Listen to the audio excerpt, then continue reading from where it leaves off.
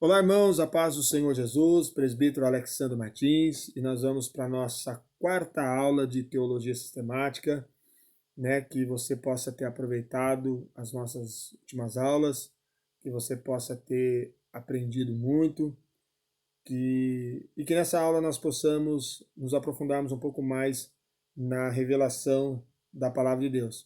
Nossa aula de hoje nós vamos falar sobre a revelação bíblica. Vamos conversar um pouco, vamos comentar algumas coisas, né? Peço que você acompanhe aí na sua revista, peço que você acompanhe também com a sua Bíblia, né? É muito importante que você tenha a palavra de Deus nas suas mãos, né? Todos os textos bíblicos que aqui for falado, você acompanhe, você faça a leitura, né? Para que assim o nosso crescimento possa ser ainda maior no Senhor Jesus. Deus abençoe. Vamos iniciar nossa aula. A Bíblia como palavra de Deus. Nós já conversamos um pouco aqui sobre isso, né? Nós já falamos aqui sobre a ortodoxia, nós já falamos sobre a neo-ortodoxia, né? Vocês lembram disso? Lembram que a palavra de Deus nos ensina a respeito disso? Lembra o que essas pessoas querem com isso? Vamos recordar então, a neo-ortodoxia vai dizer o que? Ela se torna a palavra de Deus. Lembram? E a ortodoxia vai dizer o quê? Que ela é a palavra de Deus. A ortodoxia, ela comprova, né? E a neo-ortodoxia vai dizer que em algum determinado momento ela se torna a palavra de Deus. Então vamos lá para alguns textos, vamos aprender aqui com o que nos diz a palavra de Deus. Alguns textos que nos mostram a Bíblia como palavra de Deus. Romanos, capítulo 1, o verso 20. Romanos capítulo 1, verso 20 diz assim: as suas coisas invisíveis desde a criação do mundo, tanto o seu eterno poder como a sua divindade se entendem e claramente se veem pelas coisas que são criadas. Romanos 1, capítulo 1 e o verso 20, né? Mostrando para nós o que? A Bíblia como palavra de Deus. Temos também o texto de Romanos, capítulo 2, o verso 14 e o verso 15, que diz assim: quer acusando-os, quer defendendo-os, né? Mostrando que aqui a Bíblia, ela é a palavra de Deus, né? Nós vamos pegar esse texto aqui, nós lemos aqui na nossa revista, vamos ler agora aqui na Bíblia, né? Romanos 2, capítulo 2, o verso 14 e o verso 15, diz assim: porque quando os gentios que não têm lei fazem naturalmente as coisas que são da lei, não tendo eles lei, para si mesmos são lei, os quais mostram a obra da lei escrita no seu coração, testificando justamente a sua consciência e seus pensamentos, quer acusando-os, quer defendendo-os, né?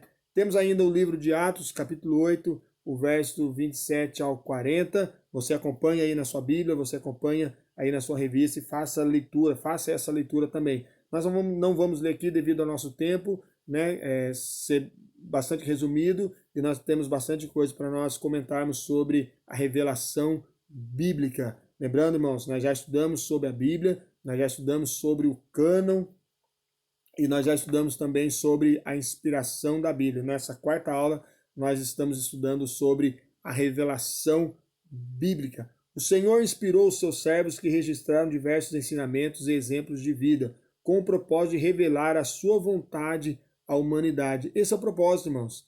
Esse é o propósito, né? Mostrar qual é a sua vontade, mostrar o propósito de revelar a sua vontade à humanidade. Por isso vem a revelação bíblica. Irmãos, nós precisamos tomar muito cuidado.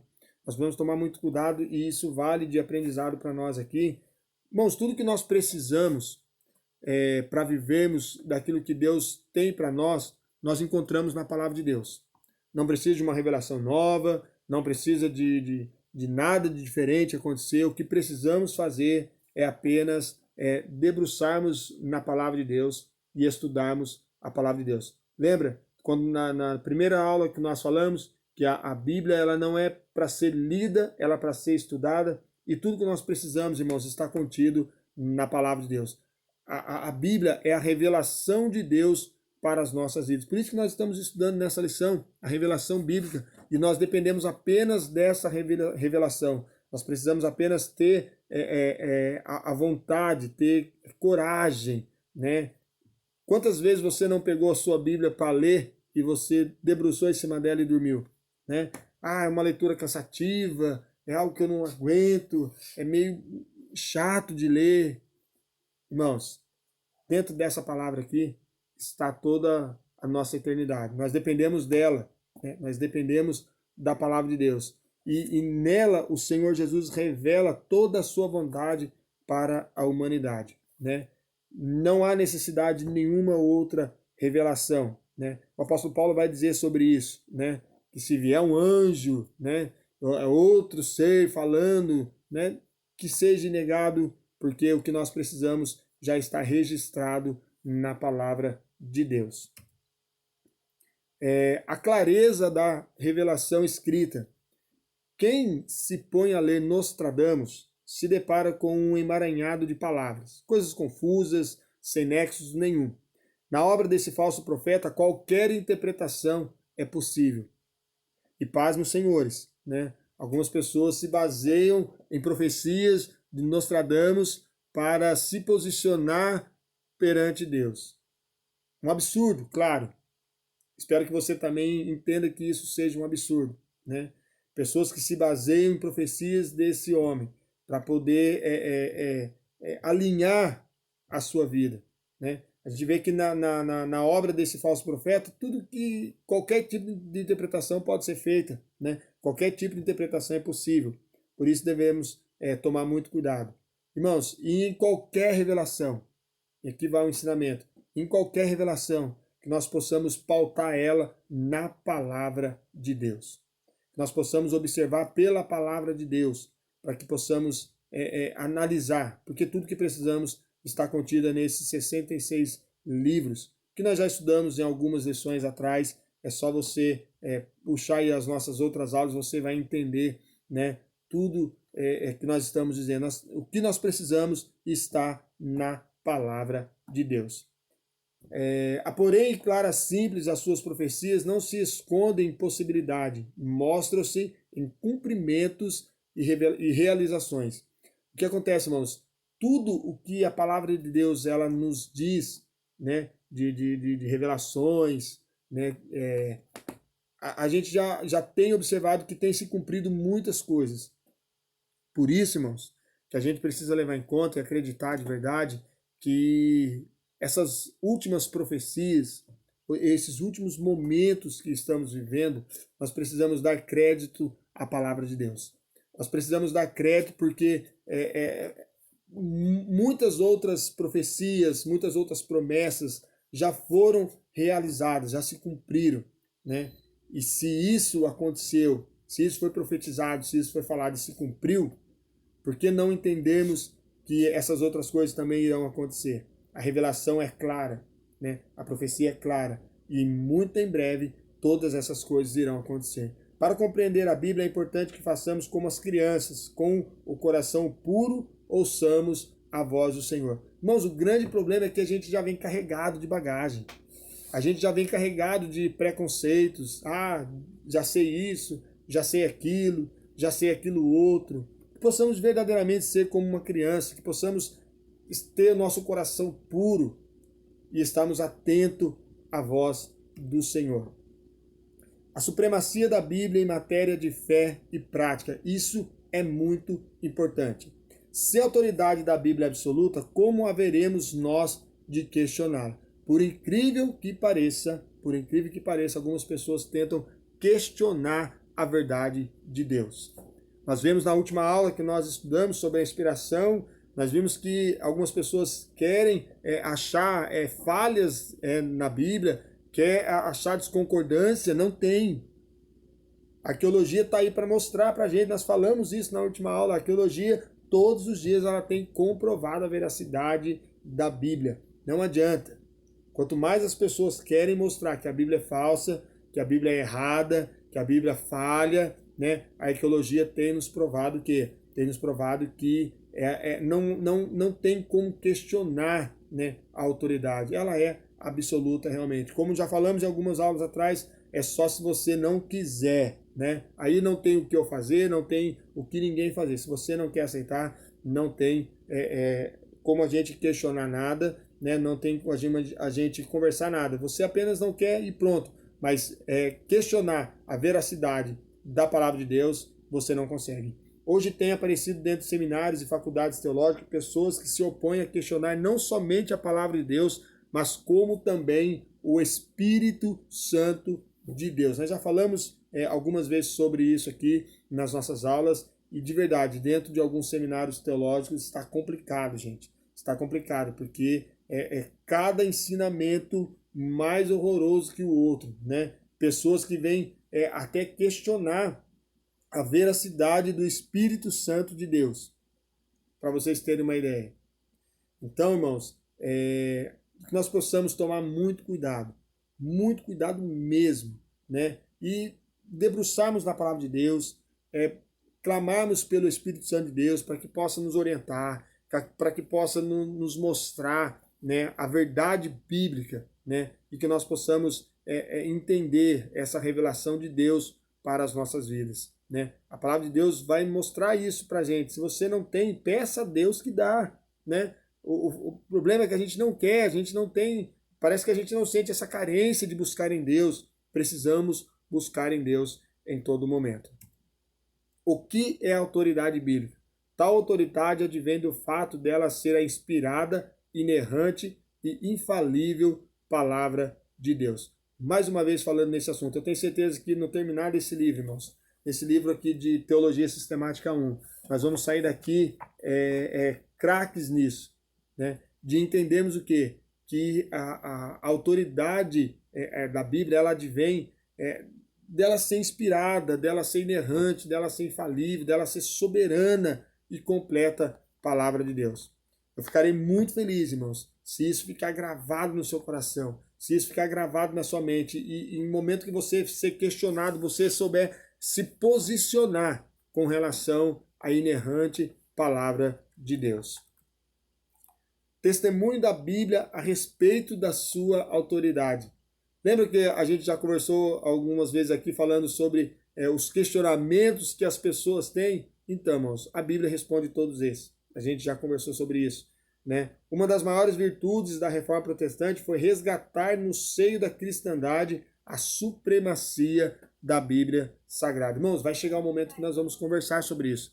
Nós vamos falar um pouquinho sobre a Reforma, né? Mas vale a pena a gente entender, né? Por que a importância da reforma? Por que essa reforma teve que acontecer? Por que essa reforma, esses homens buscaram essa reforma de uma maneira tão forte, tão desejosa? Porque, irmãos, a igreja estava por um caminho que não tinha volta mais.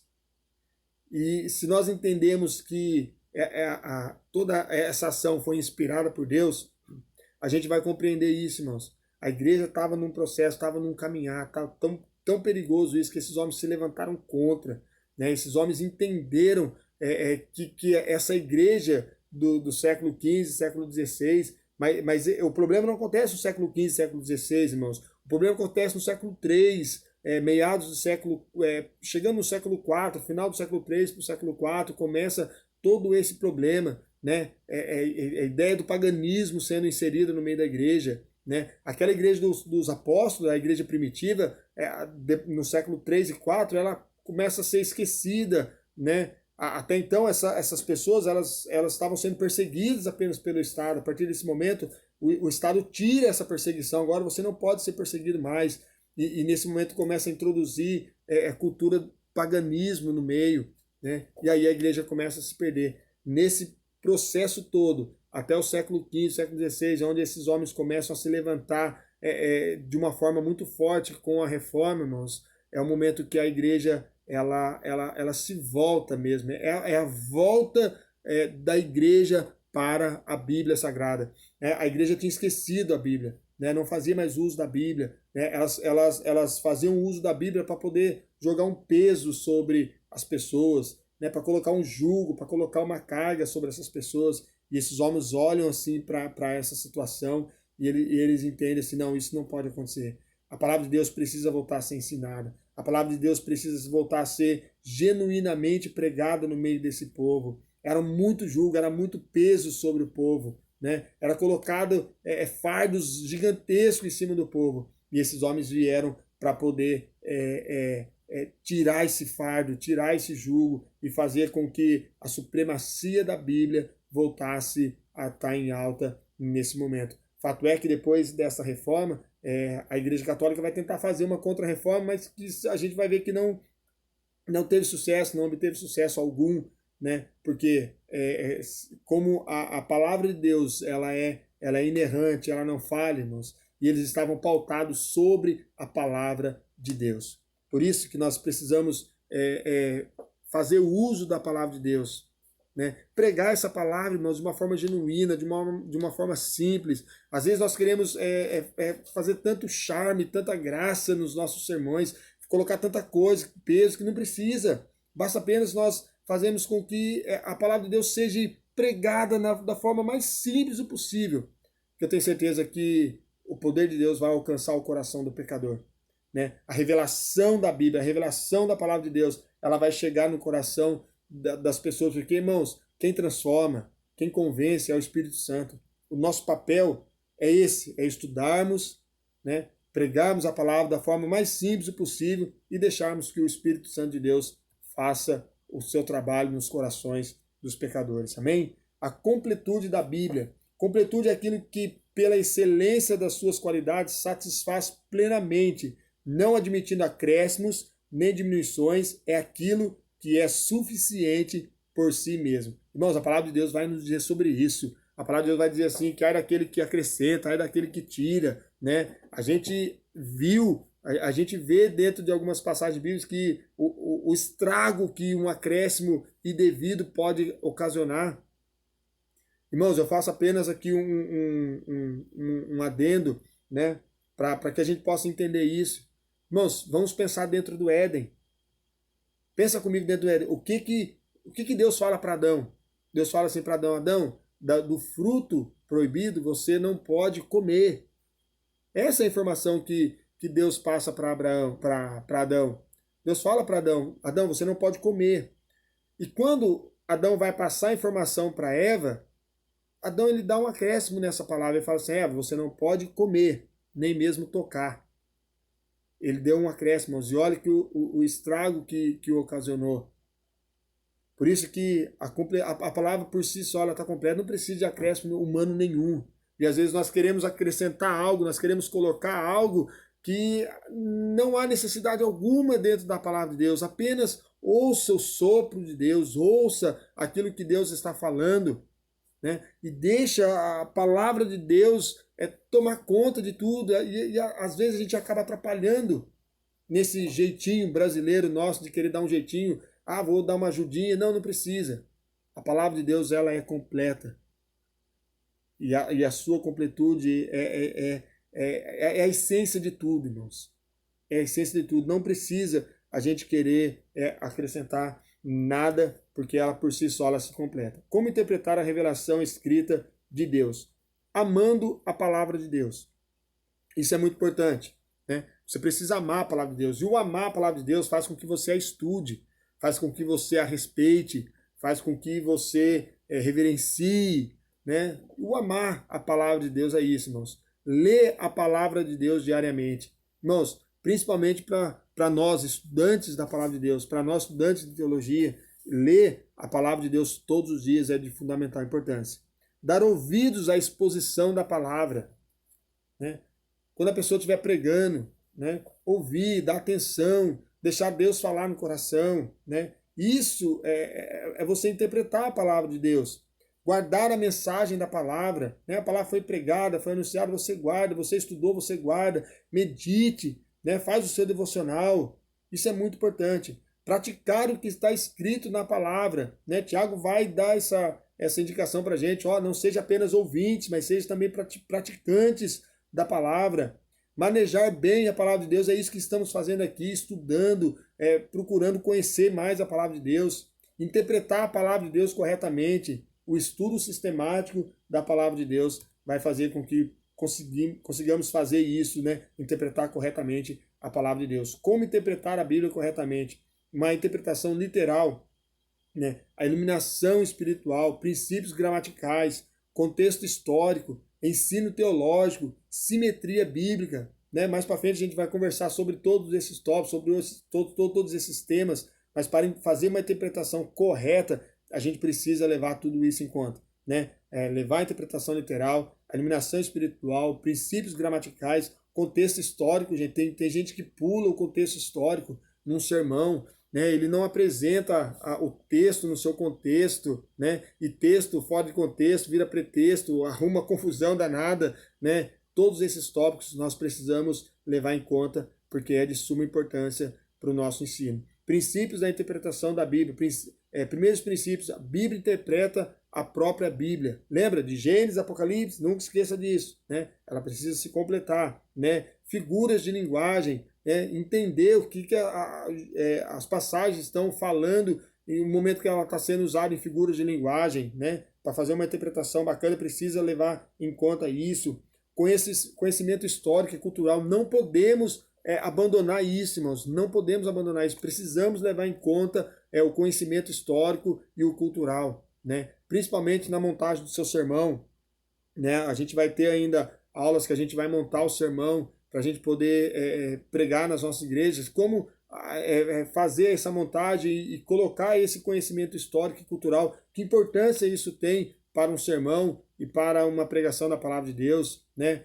Faz com que as pessoas entendam corretamente aquilo que está sendo falado, né? É preciso estudar detidadamente a palavra de Deus, a fim de obter as respostas do Espírito Santo, né? As dificuldades bíblicas.